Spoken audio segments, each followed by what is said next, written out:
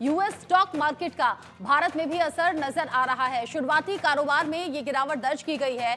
US Fed की नीति के बाद भारतीय बाजार में ये हलचल देखी गई है और इस हलचल के बाद लगातार कयास लगाए जा रहे हैं। सेंसेक्स और निफ्टी में आज शुरुआती कारोबार में ही गिरावट दर्ज की गई है।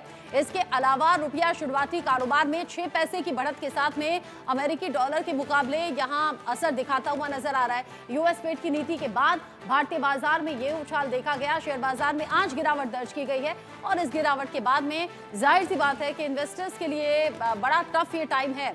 ऐसे में शुरुआती कारोबार में गिरावट दर्ज की गई। इसके अलावा रुपया शुरुआती कारोबार में 6 पैसे की बढ़त के साथ अमेरिकी डॉलर के मुकाबले अपने सबसे निचले स्तर पर 85.07 पर पहुंच गया है। अमेरिका में ब्याज दरों में अगले साल कम कटौती के अनुमान के कारण निवेशकों के बीच में बिकवाली का माहौल बना है, जिसकी वजह से भारतीय शेयर बाजार में भी बड़ी गिरावट देखी गई।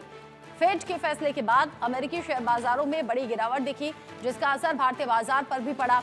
सेंसेक्स और निफ्टी में शुरुआती कारोबार में ही भारी गिरावट देखी गई है। अमेरिका में फेड की ओर से ब्याज दरों में कम कटौती के अनुमान की वजह से भारतीय शेयर बाजार में गिरावट देखी गई। यूएस फेड ने यहां पर अगले साल ब्याज दर में 0.25% की कटौती का अनुमान जताया है। फेड के ब्याज दरों में कटौती के फैसले के बाद माना यह जा रहा है कि फेड की ओर से 2025 में 4 की जगह सिर्फ 2 रेट कट की संभावना है। ये खबर बाजार में फैली तो निवेशकों का मूड खराब हो गया। वॉल स्ट्रीट में गिरावट के बाद एशियाई बाजारों में गुरुवार को गिरावट के साथ कारोबार हुआ। इसी का असर अब भारतीय बाजारों पर भी देखा जा रहा है। प्रमुख अमेरिकी सूचकांक डाउ जोन्स लगातार 10 दिन से गिर रहा है। यह अब तक की दूसरी सबसे लंबी गिरावट है। इससे पहले 20 सितंबर से 4 अक्टूबर 1974 के बीच इतनी लंबी गिरावट दिखी थी। उस समय सूचकांक लगातार 11 सत्रों तक गिरा था। ये गिरावट लगातार शेयर मार्केट में और भारत में इसका सीधा सीधा असर नजर आ रहा है। नए साल में शेयर मार्केट कैसा रहेगा, ये चिंताएं बड़ी इन्वेस्टर्स को सता रही हैं। यूएस स्टॉक मार्केट का भारत में असर साफ तौर पर दिख रहा है।